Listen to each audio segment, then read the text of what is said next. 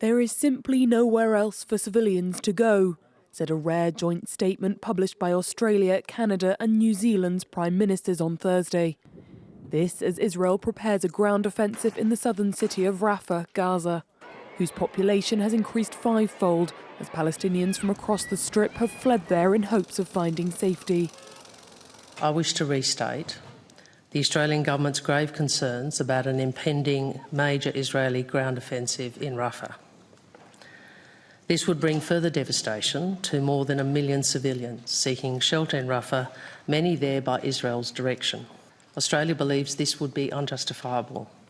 Wednesday saw Ireland's Taoiseach Leo Varadkar and Spanish Premier Pedro Sanchez pen a letter to Ursula von der Leyen for an urgent EU review of potential human rights violations committed by the Israeli campaign in Gaza.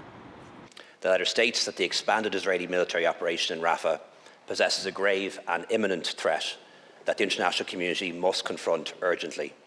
And on a visit to Jerusalem on Tuesday, German diplomacy chief Annalena Baerbock made an emotive plea to the Israeli government, evoking Israeli evacuation orders that encouraged civilians to seek refuge in Rafah and the plight of those who left their homes, carrying their children with nothing but the clothes on their back.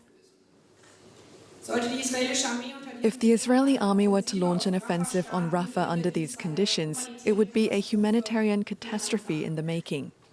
This after talks with Prime Minister Netanyahu and President Lapid, who believe the senior Hamas operatives behind the 7th of October attacks are hiding out in the Rafah area. The Prime Minister maintained on Wednesday that Israel would fight until what he called complete victory.